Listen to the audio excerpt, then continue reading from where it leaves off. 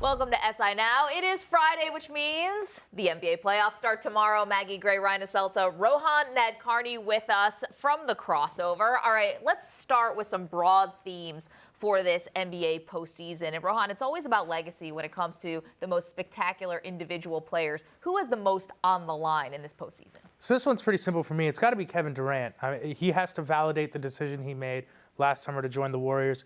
Obviously, it helps that he joined, this incredible team, and they will be heavy favorites in every game they play. Frankly, I'm expecting the Warriors to go on kind of like an early 2000s Lakers run here, but it's got to be Kevin Durant. I mean, Ben Golliver, I think, touched upon this earlier in the year, just the idea that, will Kevin be happy? Will he have that, championship moment that maybe we saw LeBron had that second year with the Heat? I think it's going to be very interesting to see, does he take control of this team in the playoffs? Will it be Steph Curry's team? There are still some questions to be answered for Kevin Durant, even if the Warriors do win. So I think he's the player that we kind of have to watch is, how are we going to judge his career after these playoffs? What about Steph? Do you think he has anything to prove here when it comes to legacy? I mean, a year now removed from the title back in 2015. Up and down season a little bit. A lot of, figuring things out with Durant. Do you think Steph has something to prove? I think he has something to prove in the sense that the whole team does after blowing that 3-1 lead, obviously, last year. I think they all kind of have, that redemption narrative. At the end of the day, if people can't recognize Steph Curry at this point for what he's done, I think a lot of people are kind of, within the NBA, you've seen a lot of former players, coaches even, who aren't big Steph Curry fans. And I think Marcus Thompson wrote about this in his new book, just the idea that, Steph kind of took this leap and skipped over some people on his run to the top. What he's done has just been remarkable, and I personally don't think he has anything to prove in the sense that he deserved that unanimous MVP. His shooting is the most singular, just game-changing skill in the NBA. It changes defenses in a way that no other singular skill of any other player does. So I don't know if Steph has anything to prove to me necessarily, but that whole team has that redemption on their mind.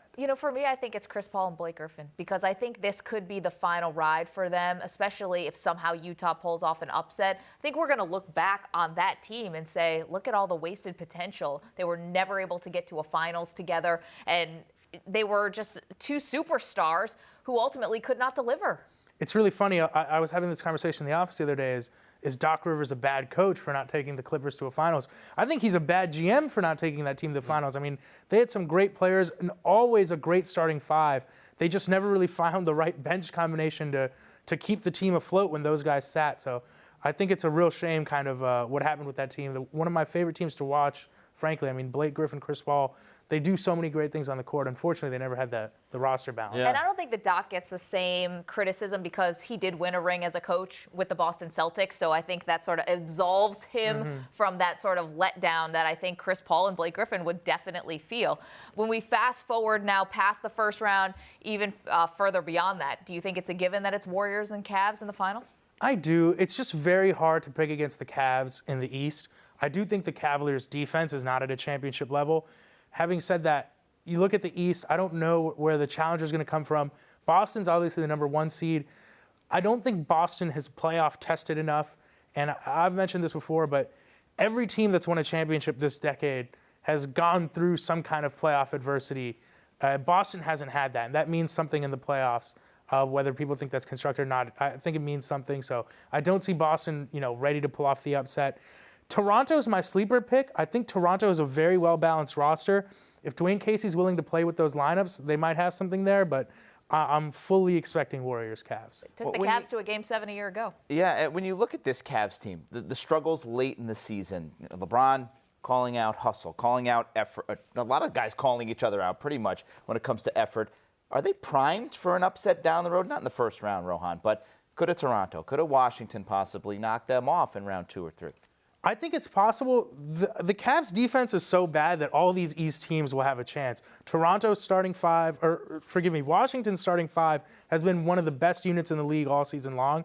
That rotation's only going to tighten in the playoffs. Those guys are going to play together more often. That will give them a chance. Toronto, if they're willing to downsize and play with their lineups, they can play Serge Ibaka and Patrick Patterson together in the front court. They can match up with Cleveland's small ball lineups, and they can counter Tristan Thompson's size with Jonas Valanciunas. So I can see the combination there for all these teams to push Cleveland.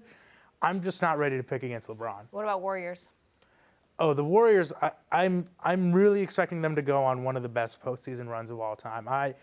The way Steph has looked the last 2 weeks of the season, adding Kevin Durant into that mix, once Steve Kerr is using that death lineup liberally, I'm really expecting them to go on a great run here. All right, Rohan, if you're a betting man, going to Vegas and you're looking at some of these odds. Some interesting odds when it comes to teams to win it all. Where are you taking some of Rohan's money and dumping it down on one of these teams? Well, first of all, let me say the only time I placed bets in Vegas, I lost all of my basketball bets, and that's supposed to be what I do for a living. I bet big on a Heat Blazers game. It didn't go well for me. There's your disclaimer. Okay, Yes, that's out of the way. Having said that, I'm liking the Rockets at 30-1, and here's why.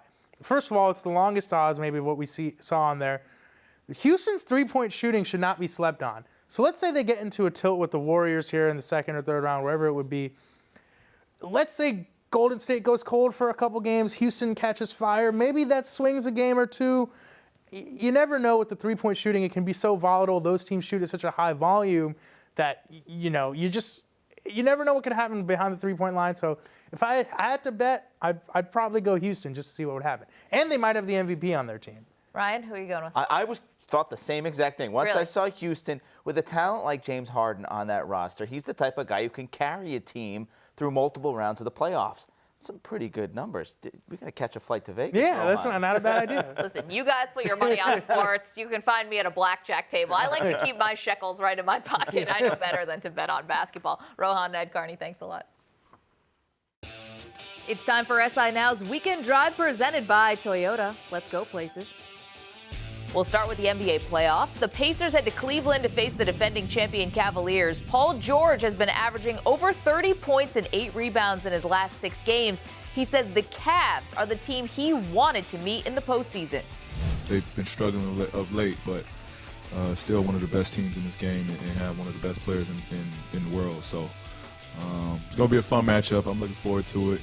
If you ask me, it's who I wanted to match up against. And we're excited. We're excited for this one. Despite the Cavs' 4-game losing skid coming into the playoffs, Cleveland owns the Pacers, winning 3 of their 4 meetings all season. Next, we head north for the Stanley Cup playoffs, and the Rangers and the Canadiens series looks to be a bruiser. Both teams accounted for 98 hits in Game 1. Habs goalie Carey Price knows that this is a long series, and fans shouldn't panic after Montreal dropped their opener. Well, it's just one game. It's a 7-game series. You're not going to win 16 straight games. We would have liked to, but we got what we got, and we're going to move forward. Price has saved 94% of the Rangers' shots against him in his career, which is best against any team he's faced in the Eastern Conference. Lastly, we head to Boston for more NBA. The Celtics have the #1 overall seed in the East and will face the Bulls in round 1. Boston traded for point guard Isaiah Thomas in 2015, and he has quickly led the Celtics to the best record in the conference. They definitely wasn't thinking #1 seed when I got here. I know that for a fact. They was barely thinking playoffs. So how fast it's come is good. It says a lot about the direction this organization is going in and the work we put in as players and as coaches. Chicago will have their hands full with Thomas. He was 3rd in the league in scoring, chipping in nearly 29 points per game. And that's what's in store for this weekend. On Saturday night, UFC strawweight contender Rose Namajunas will step into the octagon against Michelle Waterson with a potential shot at a title on the line. I got a chance to catch up with Rose ahead of her big fight.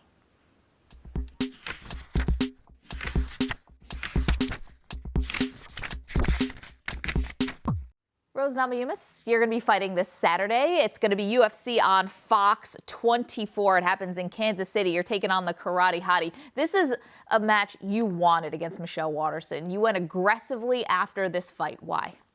I think it's just a change of pace, for me. Instead of just sitting back, whatever the UFC wants me to do, how about I just, start making my own shot, calling my own shots. I think that a little bit, I think they like that initiative, and I think it's good for the sport. Rose, many believe that the winner of this fight will go on to fight for the title of the straw belt division. The champion is Joanna Jędrzejczyk. She believes she's going to fight your opponent, Waterson, next, and she didn't stop there. She went on to say this about you. She says, she needs more experience, and I think there's something wrong with her head. I met her in Denver. We shook hands, spoke with each other. Then a few days after, I heard she was saying, oh, I want to beat Joanna. So I'm like, shut up. You had your chance to beat Carolina and Carla Esparza, but you lost. Come on, work hard, get your bleep to the gym, put on better fights, and you'll get your title shot. Rose, when you hear the champ call you out like that, how does it make you feel? I think that's awesome. I think that's a great makings for a fight later on. Any response to some of the things that she said? Is this true that you guys met in Denver and spoke and then she thought it was disrespectful? Yeah, I think she was a little nervous and kind of like awkward in our first interaction. She went for a hug. I didn't see her at first. I extended my hand, so it's kind of that weird hug shake thing, kind of whatever. And then I kind of, as she walked off, she was just kind of like, didn't know, like wasn't really sure where she was at, you know, and then she kind of ran off just kind of awkwardly. And I don't know, I think I smelled something funny. I don't know if maybe she farted or something, I don't know. But yeah, she, I don't know. I don't know what her deal is. Of course I would want to fight her. She's a champ, you know, and I respect her. But yeah, I think her talking about me is great. You want to fight her. Do you lose respect for her after something like this if she goes to the media to talk about that? No, I think she's cool, man. I think I love her fights, and I think that it will be an exciting fight. And I don't know, that's just her game. You know, she tries to get in girls' heads and stuff, and she talk about my head, but I think she got booty problems. I always say this to fighters. It is a heck of a way to make a living. Yeah. Why get into this line of work? Good question. It's just something that fighting is definitely the first thing that I've known, and it's always been a constant in my life, just martial arts in general.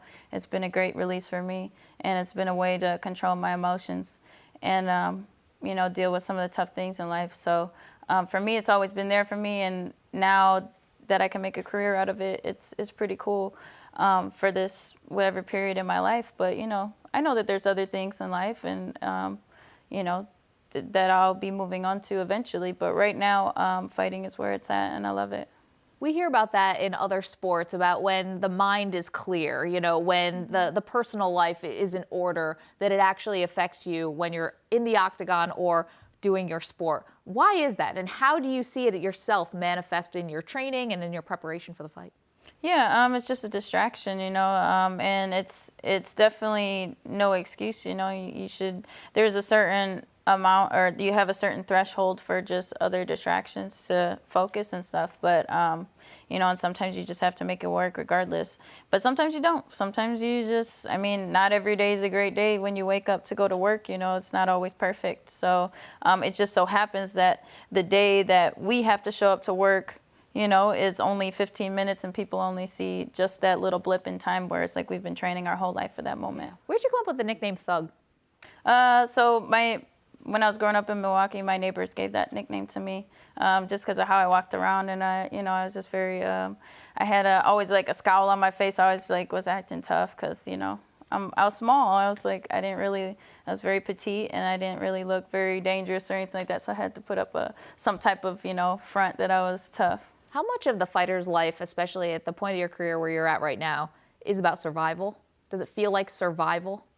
Yeah, I'd say so. I've always been quite the survivalist, just in always having that state of mind of like, I've always, wherever I've gone, I already have an escape route like planned, like in here. So it's just that mindset all the time.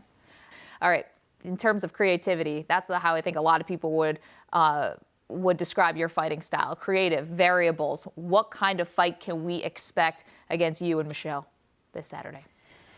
A beautiful display of mixed martial arts, like a dance. One that ends with maybe some blood and broken bones at the end of it. Very it's a unique dance, it is. Rose, really appreciate you stopping by. We wish you the best of lucks. Of course, it is UFC on Fox 24. It happens this Saturday in Kansas City. Thank you. Yeah, thank you.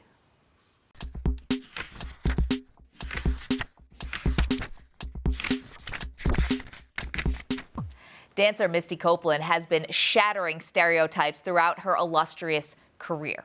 Now in the new book, Ballerina Body, she's opening up about overcoming body image challenges and living a healthy life. I recently sat down with Misty to talk about her journey and how she may or may not have given Steph Curry some invaluable advice on the court.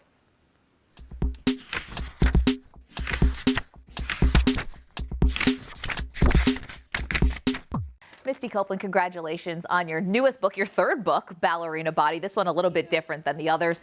And I think a lot of people are gravitating toward this admission that at one point in your life, you would order Krispy Kreme donuts, sit on your couch and eat the entire box.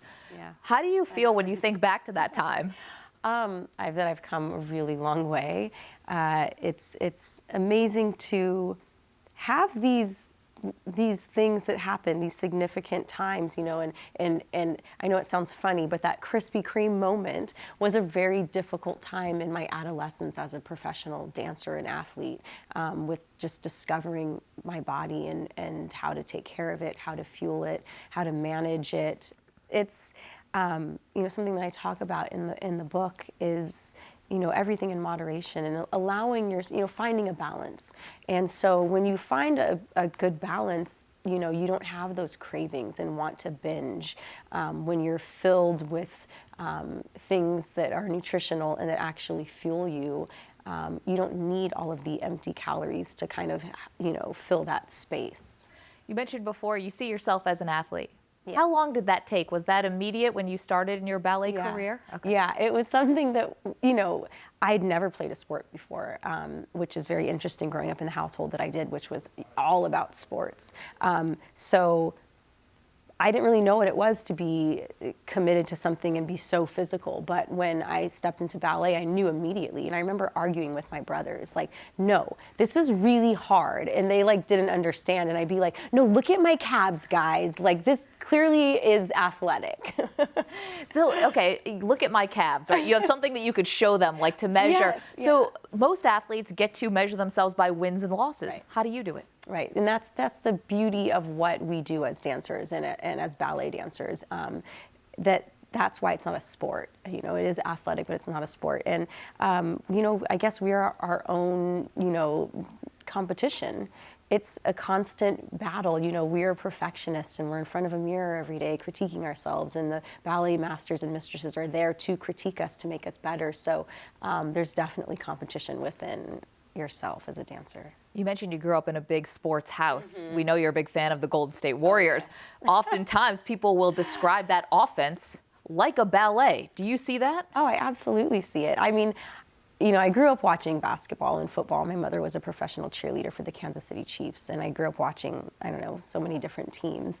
But I've never seen anything like the connection that the Warriors have just as teammates and their defense. And it's effortless and it's beautiful. And it's nice that there's not one, you know, player on the team that is like a ball hog and wants all the attention. They really, truly work together like a beautiful dance.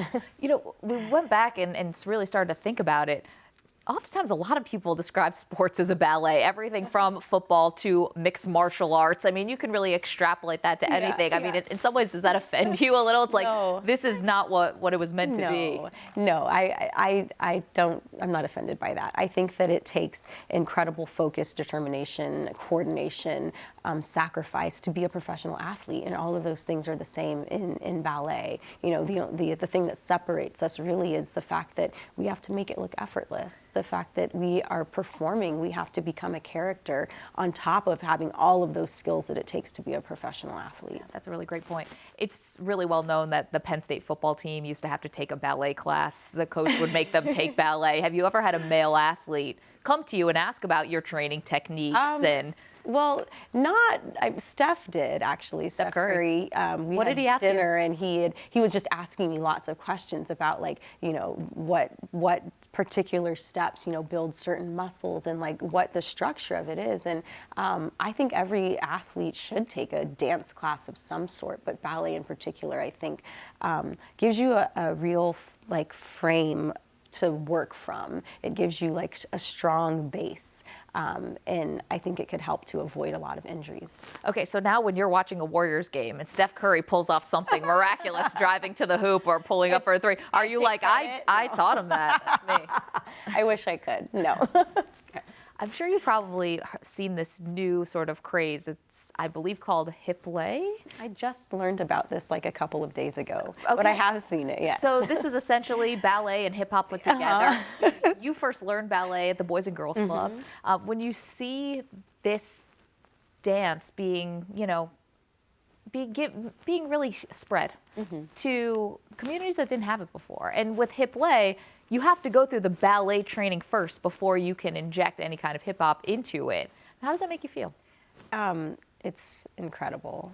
This has, been my mission. When I started working with my manager, it was bring ballet to more people, diversify it. And especially in America, I feel like there's just a lack of access and knowledge and interest in the classical ballet world. And so that's something that I want to educate people on and just bring to more communities. And it's amazing to see it working and blossoming and happening. One thing you wrote in this book, and it actually is, it's something you wrote in your diary when you were meeting one of your mentors. You said, more than half the battle is breaking through the glass ceiling. Nobody knows about being the first except the first. We imagine we could put ourselves perhaps in your shoes, that you would be self-conscious, that you're feeling judged by people, that you feel under a microscope. Is there anything you didn't expect to feel by being the first and having to break through that glass ceiling? I think it almost, to me, it's beautiful. I mean, I don't know. I don't feel that there's really any negativity. I'm very open about speaking on the fact that I'm not the first to be a ballet dancer, African American woman. And I just happened to, I think, be in the right place at the right time and work really hard. And I was given an opportunity that they weren't given. But being a principal dancer, there's been a lot of discoveries and things that I didn't realize I was going to feel. You work your whole career and then you're here, and I'm 34 years old, and that's late in life to become a principal dancer. And it's almost like I feel like it's the beginning of the end, this last chapter in my professional dancing career. So it's interesting. What part of your journey are you most proud of? Oh, that's really difficult to answer.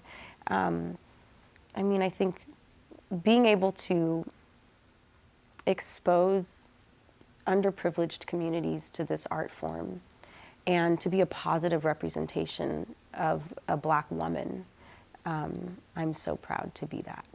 Thank you so much. Thank That's you. perfect. Thank you.